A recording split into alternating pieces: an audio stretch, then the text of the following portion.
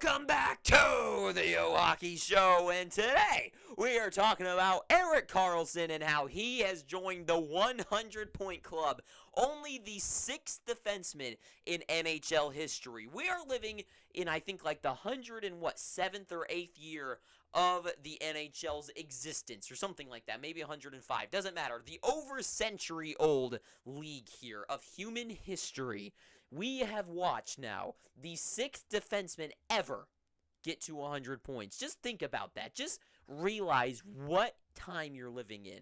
We are and it's astonishing what he's done here, right? It is absolutely amazing what he's actually been able to achieve. Guys like Wayne Gretzky could easily get 150 plus points to almost 200 points a season. Mario Lemieux, same category. Connor McDavid hitting his prime now is going to do the same thing. But defensemen, only the 6th ever. Less than 10, single digits. Absolutely astonishing. So, I just want to just take a little bit of an appreciation moment to realize what absolute fantasticness that Erik Karlsson has. I mean, obviously, the last few years have been dreadful. I mean, watching him, I'm primarily... I like all the teams, but the Sharks are like the team my childhood team, so I lean on them the most. And watching his games, it was so annoying. But just watching him lately, this season, just an absolute stud this guy is. So appreciation moment real quick. Okay, that's all. So, Erik Karlsson, but now what do you do now? Where do you go from here? So, for the San Jose Sharks, you got a decision to make. You've got two options. Either A, you keep him, and he's got 4 years left on an $11.5 million contract. Of course, the highest paid defenseman in NHL history, and he's 32 years old. So, 4 more years, I mean, $11.5 million for 100 points as a defenseman. You're doing something right. He's definitely earning his contract. So his contract really isn't an overpayment if you're looking at it from this season alone, right? So right now the contract doesn't look too bad, but it is still a lot of money, right? And San Jose is not getting any better, though. They are just simply not. Their guys like William Eklund are going to take time to develop. Guys like Couture are not getting younger. They're getting older. Vlasic's contract is almost finally freaking over, but still $7 million there from that guy. So a lot of contracts still on the books, and the Sharks, they're not getting better anytime soon. They're not getting much younger, so they're not going to be very good for a while. And I'd give them at least 2 to 3 years to maybe, just maybe, be good. I'm not even entirely sure if they would be good in 2 to 3 years. It might take longer, especially with Mike Grier as the general manager, which I've already talked about a few times. If you've watched any of my videos talking about the Sharks, you know this is the worst GM probably in history. I know, people say things about, what's his name that signed DiPietro to a contract for so long and whatever. Sure, that's bad. But Grier, the moves he's made in this one season alone to do absolutely nothing useful is astonishing. But anyways, I digress. So 2 to 3 years from, if they're smartly managed, they might start becoming good, and not like maybe playoff worthy, maybe, but definitely not playoff winning. And by then, 2 to 3 years, that's either half to a 75% of the contract left, and they're not even going to be playoff like winning team yet. So by the time they are, he's going to be like, 36? His contract's going to end, wasting his time, right? Not going to win anything. So that's option A, is to keep him. Option B is to trade him, obviously, which that is what I want to talk about. So trading him away. I've talked about a few trades here on this channel about Erik Karlsson, but I think this is kind of the time to really strike the, well, obviously they can't do it now, but just kind of strike where the iron's hot, because you got to follow the trends, and YouTube, a lot of people are talking about Karlsson right now, so I'm hopping on the boat. So the two things that they're going to look for, right, for a trade for Erik Karlsson is, of course, this huge cap hit. So you got to find a team or work out a way to remove the cap problems, which teams seem to find a way to do that anyways. But for 4 years might be more difficult. You can't do like a 3-team trade type deal, because there's no way that, I mean, I guess we've been proven that there's a lot of idiotic general managers in the league. But I guess maybe someone would stupidly carry some for a huge hit like this for 4 years, but it's unlikely. So you got to find a team that's probably going to be able to absorb most of the contract and give up a player in return to open up cap space, right? No, I don't think the Sharks would retain any salary, and especially since they're already in cap hell. And a good return as well, because of course the Sharks getting rid of him, you're going to looking for a good return, but of course, as I said, Mike Greer, literally an idiot, might screw that part up anyways. But let's talk about the actual most, I think, legitimate trades that could possibly happen. So one that I've always thought about and I saw before the season started was for the Florida Panthers, Sergei Bobrovsky. He's paid $10 million, so 1.5 less than Karlsson, for 3 more years, right? Now, what helps both teams here is the Panthers are already the offensive, gods of the NHL, right? So you had Erik Karlsson, the defensive defenseman, pinnacle, of existence at this current moment. I add him to the already glass cannon that the Panthers are. You got yourself a ticket to a smoke show, right? So right there, that's already an immediate super move, right? Just going full force with the offense. And yes, I do think you need offense and defense to win championships, but good offense is a good defense. So that's just my philosophy there. So that makes sense for the Panthers end. For the Sharks end, you don't need to worry about being good, right? You can bring on Sergei Bobrovsky. The Sharks aren't looking to be good right now. They need a few good draft picks over the next few years. Guys like Eklund to grow and bring in some more pickups. Maybe they can draft a guy like not Samuelson, whatever. Yeah, that's not his name. Whatever. One of the guys from the draft this year, higher up. The Sharks are going to get a good draft pick this year, probably next year. Maybe the year after they start getting a little better, but who knows?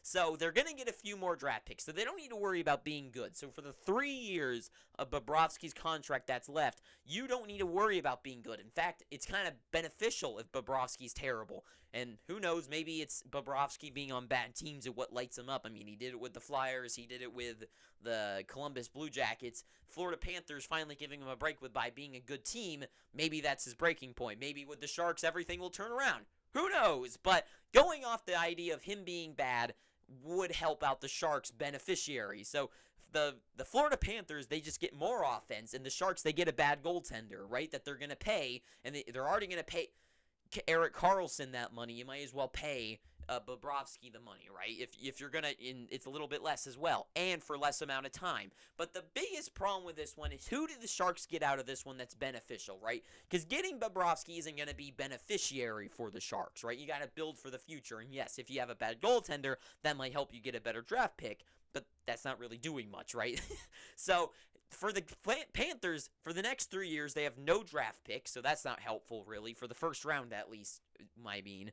So who you go for as a prospect? You could go for a guy like Anton Lundell, who I believe is 21 years old, 33 points this year. I mean, Lundell might be a little bit past the age, kind of. I know 21's really young, but is he... I don't think the Panthers want to give him up. If there's one young guy that they're going to want to keep, it's him. So overall for the Panthers, they have no draft picks, and they don't really have a lot of young guys to get out of there. So I don't know who they could possibly give up in that trade. Other than the two teams swapping bad contract for bad contract, kind of, if you look at Karlsson's overall. So I don't know. That one, good swap of contracts, but the Panthers would have nothing to give the Sharks, and I guess maybe Greer's like, I give this one a thumbs up. Then who knows? Maybe he is that much of an idiot, but I don't think so. I think he's at least got some common sense to not do that trade. The Seattle Kraken, though, might be a great landing spot for them. Why? Seattle has a lot of cap space. They have a ton of cap space. They could absorb Karlsson's entire contract without worrying about getting rid of anybody. Now, they could unload somebody in return to open up a little bit more space, but they don't need to. They could absorb all of Karlsson's contract, which would be risky because Beniers, young guys, are going to need to sign bigger contracts in the future, so maybe they'd like to offload someone like maybe Eberle to open up a little bit more space, but they don't need to at this current moment, and at least the next two, this year and next, well, the next two, whatever. You get what I'm trying to say, next 2 years. So, a lot of cap space for them, and also, the Seattle Kraken need that superstar. Beniers is going to be that guy one day, right? But they need that guy right now. I think next season, They need a guy who can control both ends of the ice, be a superstar each side, and Erik Karlsson is that guy. A guy who can play defense, get the puck out of the zone, and be a monster in the other end as well. Feed the guys the puck and get those goals in the back of the net. A power play specialist, superstar Erik Karlsson on the Kraken. They need that type of skill. They need that superstar player. And who else to help those young guys like Vince Dunn? Vince Dunn's already surprisingly fantastic. Erik Karlsson paired up with that guy. Could you imagine that line? And that's kind of the thing. Look at the Bruins. What makes them so special? Every 60-minute of that game, they have McAvoy, Orlov, or Lindholm on the ice. Look at the Seattle Kraken. They could have, if they make their lines right, whatever, you could have Karlsson, Vince Dunn, or Alexiak on the ice at all times. And they've also got some other good guys back there as well. So, the Kraken, 3 lines, 60 minutes, all have a superstar on the ice. And Karlsson, 100 points with the Sharks. Could you imagine how good, since every line of the Kraken is such an offensive, not machine, but just so well, like, depth-wise, every line that he's out there, he's going to generate offense out there. Could you get the amount of assists? You can win with the first to the fourth line, and he can get assists out there. And he gets set up for slap shots and wristers from the point and go after the net. We all know his superstar move is keeping the puck, looking around, and looking for the pass for that assist, right? Could you imagine what he could do with the Kraken that way? Unbelievable opportunity there. But the return, Seattle's got a lot of first-round picks. They got 3 second-round picks this upcoming draft. So the Kraken could definitely go for a huge grab here this offseason. Maybe trade their first and all 3 seconds. Just say that, or if the Sharks were smart, they would ask for Shane Wright. And I know that might seem crazy, but the Kraken, do they really? Yes, Shane Wright would be great, but looking at his play this season and next season, I don't know if he's going to be able to get to that true, genuine, superstar, right? I don't know, how long will it take Shane Wright to get to that point is my question. Looking at him playing in the NHL, he looked, and I know all the young guys that get to the NHL, everyone always calls them bust. I understand that it takes time to develop and adjust to the new systems. I watch the AHL guys up in person a lot. I go to a lot of AHL games, and watching those guys out there, they barely can adjust to the NHL format, right? So could you imagine going from playing with a bunch of kids your age to jumping up to the NHL? There's no way you can adjust in one season, at least in 10 games, right? So I feel bad for guys like Shane Wright who will get dumped on for being a bust or something, being not ready for that adjustment to the NHL. And the Kraken this year, obviously they were a good team, but I get it, right? But Shane Wright to the Sharks, right? If the Sharks wanted to be aggressive about it, that would be a very smart move for them to make. And would the Kraken give him up? I don't know. I personally would do it. If you want to live in the now and the Kraken want to pounce on being a superstar team, make that big move. Make that big trade. You don't need Shane Wright at this current moment. Do you think he's going to pop out and be that guy to really help your team next year? Or will Erik Karlsson benefit you over the next 4 years faster, right? That's kind of my question. That's kind of the idea here is, would you rather have a great Erik Karlsson for these next 4 years, or would you rather have Shane Wright develop and finally be pretty good in 2 years, right? That's kind of the options you're weighing there. Personally, I know I'm just a boy in his room, but I personally would go with the Karlsson for the 4 years. Live in the now. They're young. They're a new team, young as in a franchise. Pounce on the momentum in my eyes. And last but not least, the Buffalo Sabres. Now, why would Buffalo want him? Well, they've already got Dahlin. They have another super Swede. And they've got Owen Power, who's in his first year looking phenomenal.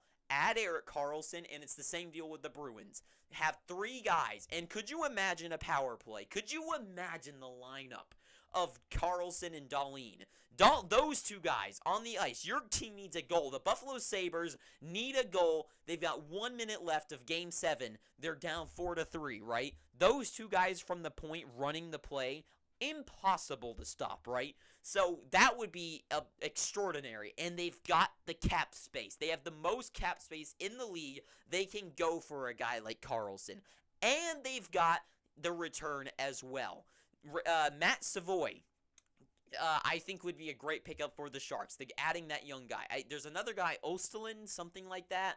I think I watched a clip of his. He would be a phenomenal add to the Sharks, and someone that I don't think the Buffalo Sabres, they have a lot of young guys in the lineup. They have their young guys. They have their somewhat veteran guys. They have their lineup for the now. The next 4 years, they're pretty set well. They have Devin Levi in net. Now add Erik Karlsson, that one more guy.